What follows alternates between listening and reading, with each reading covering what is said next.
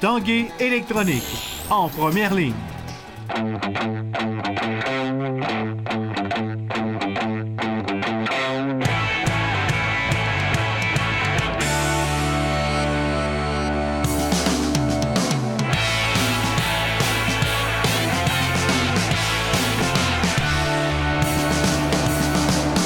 Salut, ici Jonathan Fournier, bienvenue à l'Esprit sportif. Aujourd'hui à l'émission, on rencontre l'athlète de taekwondo Maxime Potvin. Yvon Michel, le promoteur de boxe, était de passage à Québec. On vous en reparle un peu plus tard dans l'émission.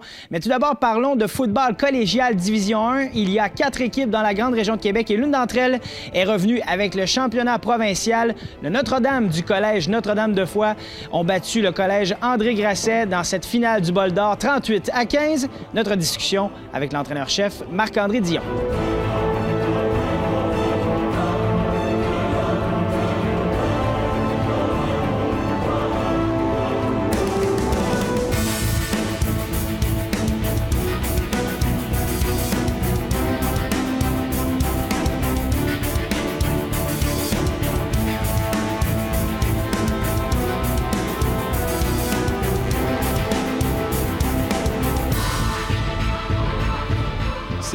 C'est un feeling qui est indescriptible. C'était la première fois que je gagnais un Bol d'Or, que je gagnais un championnat.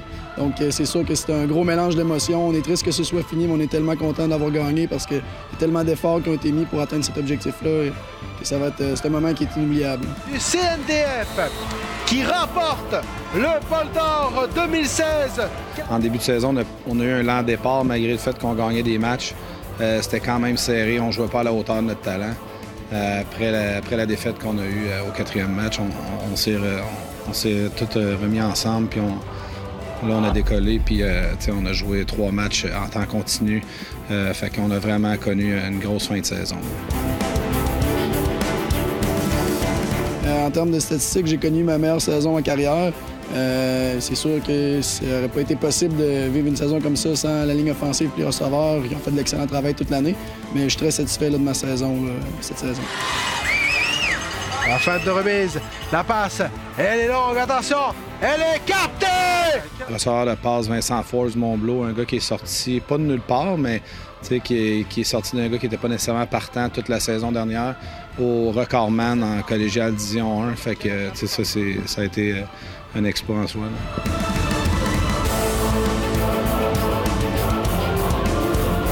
Notre-Dame s'est débrouillé en début de match pour la finale. Bien, on est sorti fort, on a scoré 2 touchés coup sur coup. On a fait beaucoup de revirements. Il y a une statistique qui dit que si tu bloques un botté de dégagement, les chances de gagner augmentent de 80 Ah, c'est bloqué!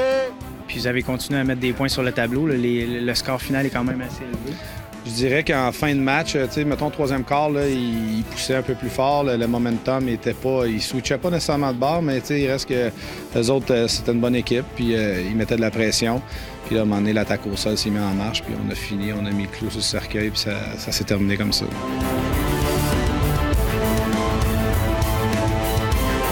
Attention, c'est échappé! C'est échappé, recouvert par CNDF!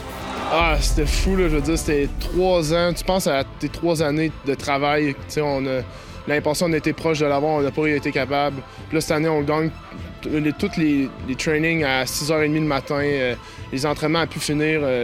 Puis là, tu es capable de gagner. Puis c'est un sentiment assez incroyable. Puis c'est une des plus belles journées de ma vie. C'était la première fois que ça m'arrivait. Puis c'est exceptionnel comme feeling. Le joueur du match, le numéro 4, Lucas Perrier. Si tu avais à me parler de ton joueur du match, ton porteur de ballon?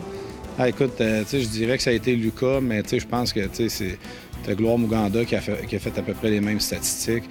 Puis la ligne offensive, on a couru pour à peu près 300 verges. Donc, notre force en début de saison a été notre force dans le match ultime. Puis l'attaque au sol a vraiment été dévastatrice. Lucas Perrier qui a de la place, Lucas Perrier qui accélère et qui va chercher un autre premier jeu. Probablement que tu as été content de sortir ton meilleur match de l'année à la finale. Ouais, c'est sûr que c'est le match le plus important. Fait que quand tu sors un gros match, tu es fier de toi. Puis donner la chance à ton équipe de gagner, je pense que c'est ça le meilleur feeling. Je pense que il faut que tu sortes des gros matchs au moment important, puis j'ai réussi à le faire. Fait que je pense que je suis vraiment content de cette performance-là. Je suis rentré en 2005 au CNDF. Il n'y a personne dans cette province-là qui pensait qu'on se gardait gagner un bol d'or Division 1.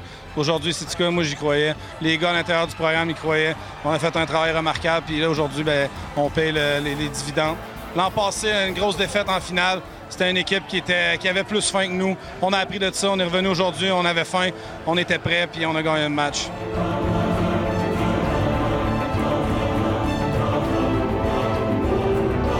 Ça faisait 11 ans que je joue au football, j'avais pas encore gagné le championnat. Fait que quand ça tombait à 0, j'ai vraiment été content. J'ai vraiment pleuré de joie. C'était vraiment intense. Je pense que c'est le meilleur feeling que j'ai de ma vie. Je pense qu'on a travaillé tellement fort pendant l'hiver puis l'été. On a travaillé fort justement parce qu'on avait perdu l'année passée. Puis on voulait pas revivre ça. Puis là, quand on a vu que c'était 0 puis c'était fini enfin, c'est tout un soulagement qu'on a eu. Je pense que c'est le meilleur feeling ever.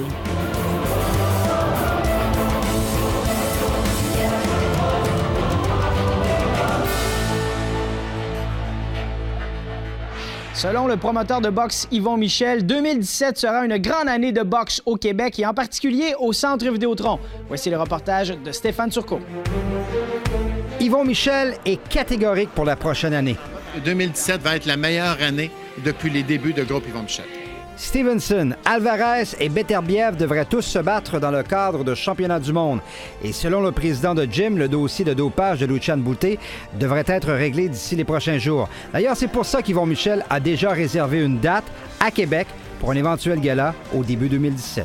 On a mis une retenue sur l'amphithéâtre pour le 24 février. Si la date du 24 février est réservée au Centre Vidéotron, Yvon Michel ne veut pas trop se prononcer sur celui ou ceux qui pourraient faire les frais de la finale, que ce soit Stevenson, Alvarez, Beterbiev ou même Boutet. Mais le combat de samedi à Las Vegas entre Andre Ward et Sergei Kovalev pourrait préciser bien les choses. Je me souviens pas d'avoir vu un combat sur la scène internationale qui avait un impact aussi important sur les boxeurs de chez nous. Et c'est Arthur Beterbiev qui devrait être le premier touché. On sait que la IBF va, après le combat Ward-Kovalev, va décréter immédiatement un combat d'élimination pour devenir aspirant obligatoire à la IBF. Arthur est numéro 2 présentement, donc ça serait Arthur contre le plus haut classé. Même si Yvon Michel croit que Andre Ward battra Sergei Kovalev samedi à Las Vegas, il souhaite et désire le contraire.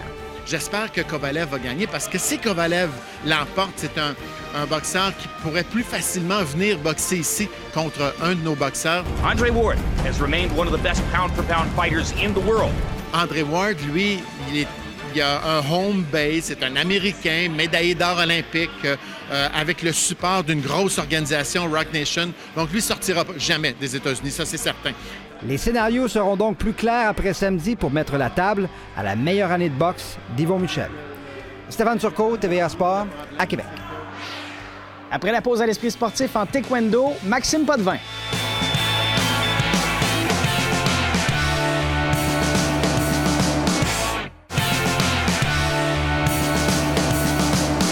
En taekwondo, l'athlète de Québec Maxime Potvin, il y a quelques semaines, a manqué une participation aux Jeux olympiques de Rio par une seule frappe. Très déçu, bien sûr. Il a changé de catégorie de poids et de retour sur le circuit de compétition. Nous sommes allés le rencontrer en entraînement.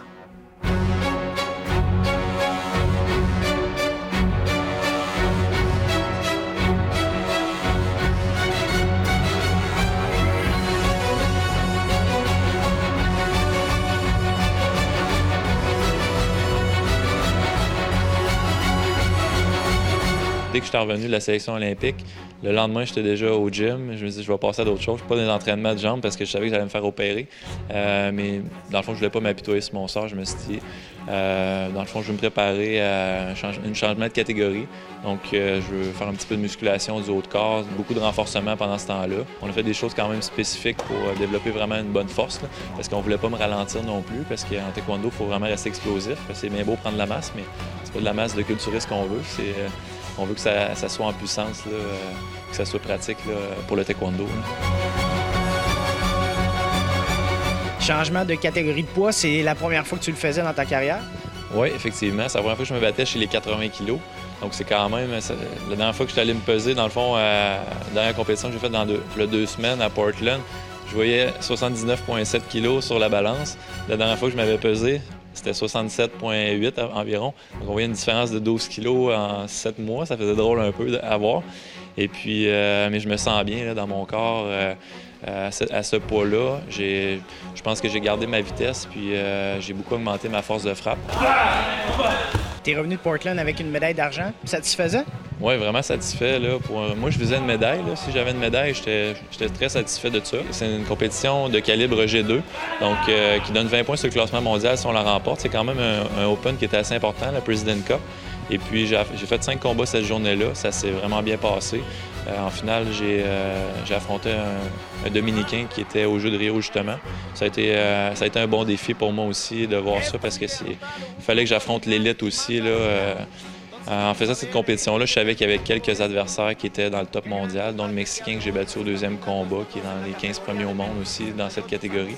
Donc, je suis content d'avoir affronté ces adversaires-là parce que je vais mettre en place certaines choses à l'entraînement pour justement battre ces adversaires-là, comme le Dominicain qui était plus grand que moi. C'est la première fois que j'ai affronté un adversaire de cette grandeur. Donc, ça va être de m'adapter à tout ça parce que c'est sûr que moi, je fais un retour à la compétition, mais c'est pas pour faire des compétitions de calibre inférieur. Je veux continuer à affronter les meilleurs au monde, puis je veux me débarquer là-dedans.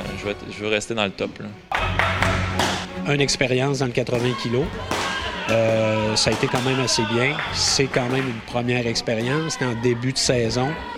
Il y avait des personnes de qualité, mais il reste encore beaucoup de chemin à faire pour voir comment vraiment Maxime va pouvoir se comporter. Puis surtout, endurer ce rythme-là là, avec des gars beaucoup plus pesants. Pour la prochaine compétition, j'ai encore 2 mois et demi de préparation. Puis celle-là, selon moi, je vais arriver encore plus en forme physiquement. Et puis, pour ce qui est de Portland, j'étais très satisfait. J'ai fait un style de combat très intelligent, puis j'en ai sorti gagnant sur tous mes combats, sauf la finale, dans le fond. Là. Mais pour ce qui s'en vient, ça va être au fur et à mesure. Là, je vais voir. C'est vraiment championnat du monde comme objectif cette année dans les 80 kilos.